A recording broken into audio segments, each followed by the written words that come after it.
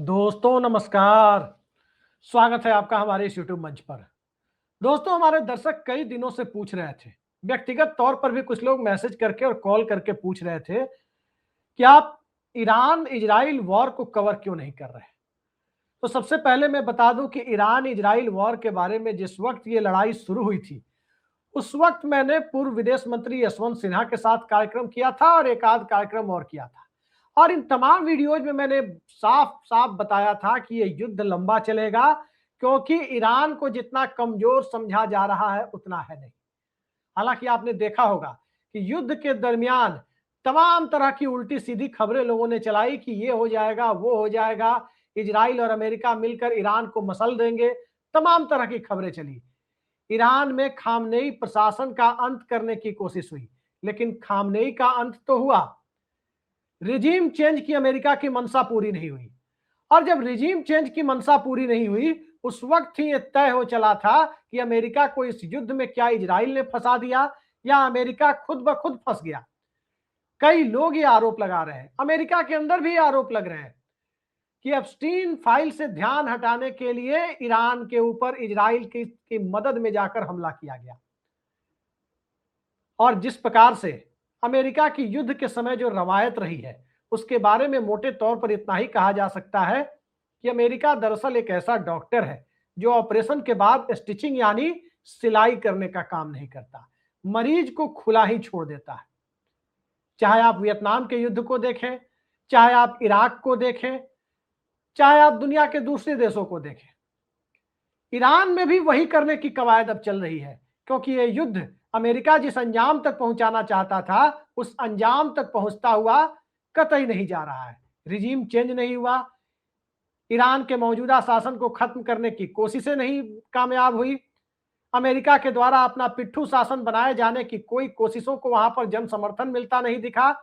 और जो 2,500-3,000 साल पुरानी एक महान इस्लामिक सभ्यता है, वो सभ्यता जो वैज्ञानिक दृष्टिकोण के साथ आगे बढ़ते हुए लंबे समय से पूरी दुनिया में एक शांतिपूर्ण दृष्टिकोण के लिए जानी जाती थी, उस दृष्टिकोण के पूरे नजरिए को ही बदलने के लिए जब अमेरिका तैयार हो गया, उसके बाद खामनेई लोकप्रिय रहे हो या ना रहे हो, बावजूद इसके खामनेई प्रशासन ने ये हालात पैदा कर दिए कि कम से कम ईरान राष्ट्रीय संकट की स्थिति में जनमानस वहां का खामनेई के प्रशासन के साथ और उनकी सत्ता के साथ खड़ा हो गया।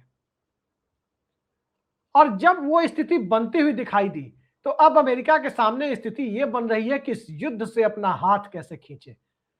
कई सारे मिडिल ईस्ट के देशों को युद्ध में शामिल करने की कोशिश की गई। मिडिल ईस्ट के कई सारे देशों ने अपना बेस इस्तेमाल करने की इजाजत तो दी, खुलकर वो सामने नहीं आए, और इसका नतीजा भी उन्हें भोगना पड़ा कि उनके देशों पर भी ईरान की कई मिसाइलों के हमले हुए। आज भी ये हमले जारी थे, ईरान के अंदर भी अमेरिका इजराइल की तरफ से मिसाइलों के हमले हुए हैं, जबकि इजराइल में भी उत्तरी और दक्षिणी दोनों इलाकों में ईरानी मिसाइलों ने हमला किया है। इजराइल एक बेहद छोटा देश है, और एक छोटा देश निश्चित तौर पर अपनी बहादुरी के कारण टिका हुआ है, इस बात से हम इनकार नहीं कर सकते। लेकिन उस बहादुरी के बीच फिलिस्तीन की दुर्दशा की कहानी भी है कि क्या फिलिस्तीनियों को अपने मूल वतन से वंचित कर देने की कोई साजिश है। वो लड़ाई अपनी जगह, इजराइल के पीछे अमेरिका का आना अपनी जगह, भारत की भूमिका अपनी जगह, युद्ध शुरू होने के ठीक पहले भारत के प्रधानमंत्री नरेंद्र मोदी का इजराइल जाना अपनी जगह। लेकिन सबसे बड़ा सवाल घूम फिर करके वही उठता है कि क्या मिडिल ईस्ट की तरह से, मध्य पूर्व की तरह से ईरान को ट्रीट करने की जो अमेरिकी कोशिशें थी, क्या इसमें मिसकैलकुलेशन हुआ।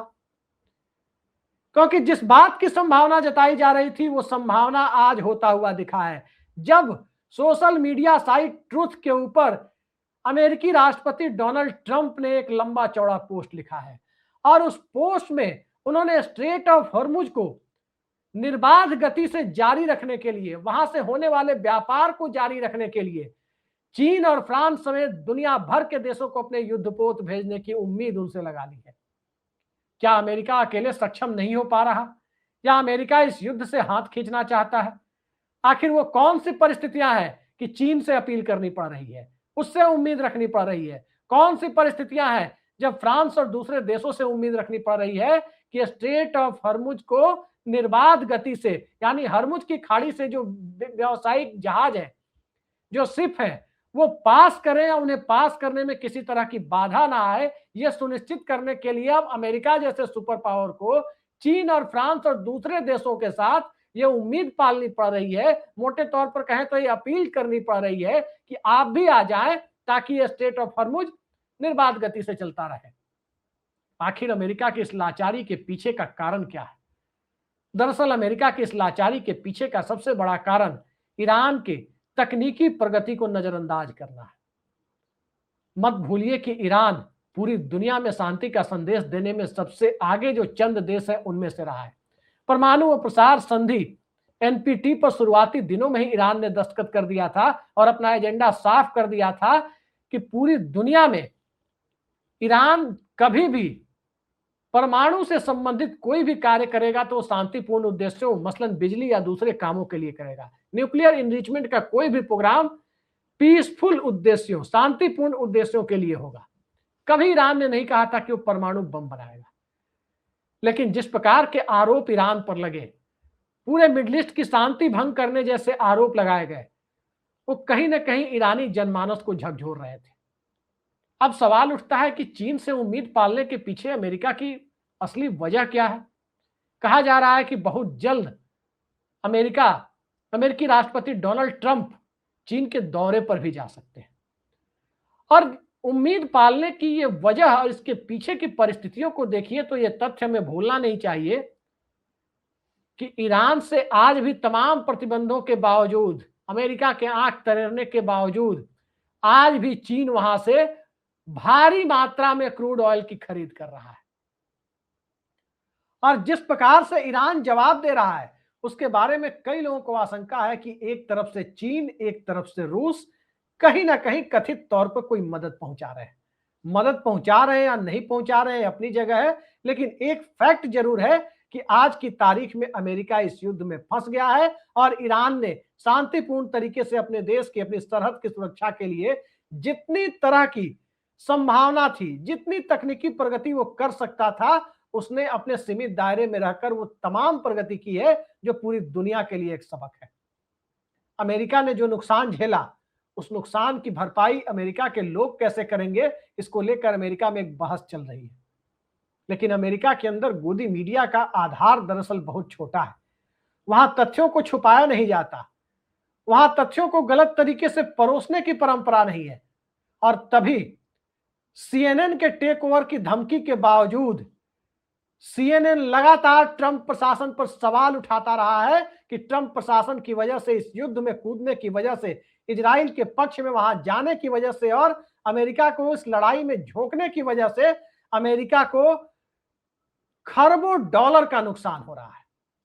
एक सर्वे भी सीएनएन ने कराया और एक सर्वे करा करके साफ साफ उसने जाहिर किया कि 59% यानी लगभग 60% अमेरिकी ये जानते हैं कि वो इस युद्ध में अमेरिका के कूदने के पक्षधर नहीं रहे।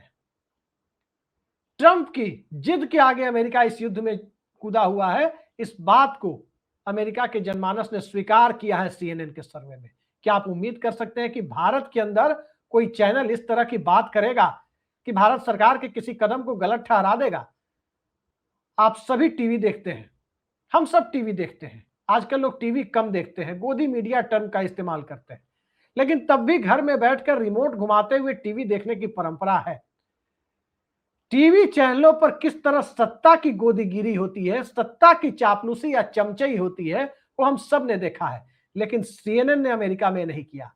भारत में भी जिन चैनलों ने यह काम नहीं किया था, जनता को सच से अवगत करा रहे थे, उन चैनलों के साथ क्या हुआ? मालिक बदल गया, किसी और ने टेक ओवर कर लिया। बड़े बड़े पत्रकारों को टेक ओवर के पहले ही इस्तीफा देकर यूट्यूब पर आने पर मजबूर होना पड़ा। लेकिन आज सीएनएन ने जो घोषणा की है, सीएनएन ने जिस प्रकार से साफ साफ कहा है कि वो सच के साथ खड़ा रहेगा और किसी भी टेक ओवर या प्रतिबंध की धमकी से डरने वाला नहीं है, वो एक स्वतंत्र मीडिया है। और स्वतंत्र मीडिया का काम जो जनमानस के बीच चल रहा है, जो वस्तु स्थिति है, उसे दिखाना है। इस बात को खुलेआम सीएनएन ने स्वीकार किया अपने ट्वीट के माध्यम से। तब आप अंदाजा लगा सकते हैं कि अमेरिका में कम से कम लोकतंत्र के चौथे स्तंभ का भविष्य मौजूदा दौर में उज्जवल है। न्यूयॉर्क टाइम्स और वॉशिंगटन पोस्ट लगातार इस तरह की बातें कर रहे हैं, लेकिन भारत में तरह तरह के नाम वाले जो हिंदी अखबार हैं, जरा आप उन्हें उठा करके देख लीजिए कि वो किस तरह से सत्ता का बचाव किसी भी मामले में करते हैं, चाहे वो सिलेंडर का मामला हो, चाहे गैस आपूर्ति ठप पड़ने का मामला हो, या नोटबंदी के समय 50 दिनों में चौराहे पर बुलाने का मामला हो। सारी बातें पूरे देश ने देखी है कि सत्ता नाम केवलम इस देश का मीडिया जिस बेशर्मी के साथ करता रहा है, कम से कम अमेरिकी मीडिया ने, अमेरिकी सीनेट के सदस्यों ने, अमेरिकी कांग्रेस के सदस्यों ने साफ साफ ट्रंप के सामने सच बोलने का जो साहस दिखाया, उसने अमेरिका के अंदर ट्रंप की लोकप्रियता को कसौटी पर लाकर खड़ा कर दिया। यही कारण है कि आज जो अपील ट्रंप ने की है कि स्ट्रेट ऑफ हॉर्मुज के बहाने जो अपील की है, उस अपील के पीछे की असली वजह यह है कि एक तरफ अमेरिकी जनमानस के दबाव में अब ट्रंप को हाथ खींचने पड़ रहे हैं। हाथ खींचने की स्थिति में अमेरिका के सामने एक अपमानजनक परिस्थिति पैदा हो रही है कि युद्ध के बीच में अमेरिका छोड़कर जाएगा तो क्यों जाएगा। और ट्रंप की स्थिति बड़ी विचित्र हो रही है क्योंकि उन्हें ना तो अपने देश की जनता के बहुमत का समर्थन मिलता दिख रहा है और न ही अंतर्राष्ट्रीय समुदाय ट्रंप के ऐसे कदम की तारीफ कर रहा है। इजराइल एक देश के तौर पर स्वाभाविक है कि उसके सामने विकट परिस्थितियां हैं और इजराइल की विकट परिस्थितियों को स्वीकार किया जाना चाहिए। एक बहुत साफगोई के साथ इस बात को स्वीकार किया जा सकता है कि इजराइल अपने अस्तित्व को बरकरार रखने के लिए तमाम तरह के हथकंडे अपनाना उसकी रणनीतिक मजबूरी भी है, अन्यथा इजराइल के एग्जिस्टेंस पर भी सवाल होगा। बिल्कुल उसी तरह से जैसे इजराइल की आक्रामकता की वजह से फिलिस्तीन के अस्तित्व पर, फिलिस्तीन राष्ट्र की अवधारणा पर सवाल उठते हैं। लेकिन मौजूदा दौर में पूरी दुनिया में यूनिपोलर वर्ल्ड यानी एक ध्रुवीय विश्व के बनने के बाद, सोवियत संघ के विघटन के बाद जो अमेरिका की चौधराहट थी, उस चौधराहट में अब जो कमी आई है और इन सब के बीच अंतर्राष्ट्रीय स्तर पर चीन और रूस की जो भूमिका बढ़ रही है, उसने कई सारे ऐसे सवालों को जन्म दिया है कि क्या आज की तारीख में अमेरिका अलग थलग पड़ जाएगा। वित्तीय मामलों में पिछले एक दशकों से देखा जा रहा है कि कभी अमेरिका के प्रभुत्व वाले आईएमएफ और वर्ल्ड बैंक को एडीबी या ब्रिक्स बैंक के माध्यम से चुनौतियां मिलने की खबरें आती हैं, चुनौती देने की कोशिशें भी की जाती है। लेकिन अब आर्थिक से ज्यादा सामरिक मसलों तक ये मामला आता हुआ दिखे तो आखिर अमेरिका की दुनिया का दरोगा बनने वाली जो स्थिति है, क्या वो सवालों के घेरे में नहीं आ रही है। याद कीजिए इराक के 2003 वाले युद्ध को। उस दौर में जब अमेरिकी राष्ट्रपति जॉर्ज डब्ल्यू बुश ने इराक के राष्ट्रपति सद्दाम हुसैन और उनकी सत्ता के ऊपर रासायनिक हथियारों होने का आरोप लगाते हुए हमला किया तो वहां रिजीम चेंज हो गया। और उस वक्त जो रिजीम चेंज हुआ, सत्ता परिवर्तन हुआ, कहीं ना कहीं उस वक्त अंतर्राष्ट्रीय समुदाय से बहुत खुलकर नहीं तो कुछ प्रभावशाली देशों का समर्थन उन्हें जरूर मिल गया था। मसलन ब्रिटेन के प्रधानमंत्री टोनी ब्लेयर तो खुलकर साथ में खड़े थे। आज ब्रिटेन भी अमेरिका के साथ खड़ा नहीं है। पड़ोसी देशों के साथ अमेरिका के संबंध उतने मधुर नहीं है क्योंकि कभी वो कनाडा को अमेरिका का 51वां प्रांत घोषित करने की इच्छा पाल लेते हैं, कभी वो ग्रीनलैंड पर कब्जे की परिस्थितियों को लेकर बयान देते हैं। और इन तमाम वजहों से अंतर्राष्ट्रीय स्तर पर जो अमेरिका की छवि धूमिल हुई है, उस धूमिल छवि के बीच एक महान सभ्यता यानी ईरान के भीतर जिस प्रकार की तबाही मची है, इजराइल के भीतर जिस प्रकार की तबाही मची है, उस तबाही को एक दिनों में नहीं भरा जा सकता। लेकिन इतना जरूर है कि यह युद्ध यदि 10, 15, 20 दिन और खिंच गया, 2 से 3 सप्ताह यदि यह युद्ध और खिंच गया तो इजराइल के सामने बहुत बड़ा संकट होगा। ईरान के सामने जो संकट है वो संकट अब और बढ़ेगा, इस बात की उम्मीद नहीं की जा सकती क्योंकि ईरान के सामने जो संकट है वो ईरान के सामने रिजीम चेंज नहीं हो रहा, व्यवस्था के साथ जनता खड़ी है। और जब जनता व्यवस्था के साथ खड़ी है तो जितना नुकसान होना था वो नुकसान हो चुका। ईरान के एग्जिस्टेंस पे, उसके अस्तित्व पे सवाल खड़े नहीं होने। ईरान फिर से अगले 5-10 सालों में मजबूती के साथ खड़ा हो जाएगा। लेकिन इजराइल की जो भूमिका थी वो भूमिका कहीं ना कहीं सवालों के घेरे में हुई। पिछले वर्ष भी ईरान और इजराइल के बीच एक सीमित युद्ध हुआ, लेकिन वो परिस्थितियां नहीं पैदा हुई जो इस युद्ध के दरमियान पैदा हुई क्योंकि एक तरफ युद्ध लंबा खिंच गया, दूसरी तरफ ट्रंप के आज के सोशल मीडिया पोस्ट के बाद अमेरिका की लाचारी दुनिया के सामने दिखने लगी कि अब चीन से भी मदद की उम्मीद की जा रही है, फ्रांस से भी मदद की उम्मीद की जा रही है। दुनिया के दूसरे देशों को पहले स्ट्रेट ऑफ हॉर्मुज के मामले में कूदने का न्योता और फिर उसके बाद चुपचाप युद्ध से धीरे से निकल जाने का रास्ता ढूंढने की जो तैयारी हो रही है, ताकि लोगों को यह लगे कि सांप भी ना मरे, लाठी भी ना टूटे, अमेरिका शांतिपूर्वक युद्ध से निकल जाए और स्ट्रेट ऑफ हॉर्मुज के बहाने इस युद्ध को अपने हाल पर छोड़ दिया जाए। जैसा मैंने बताया कि अमेरिका एक ऐसा डॉक्टर है जो स्टिचिंग नहीं करता, ऑपरेशन के बाद मरीज को खुला ही छोड़ देता है, सिलाई नहीं करता। तो क्या वाकई उस स्थिति में अमेरिका ने पूरे मध्य पूर्व के साथ ईरान को लाकर छोड़ दिया है? अब देखते जाइए ट्रंप और क्या क्या करते हैं। अभी तो ये ट्रेलर है, पूरी फिल्म बहुत जल्द आपको दिखाई देगी। आज के लिए इतना ही, नमस्कार।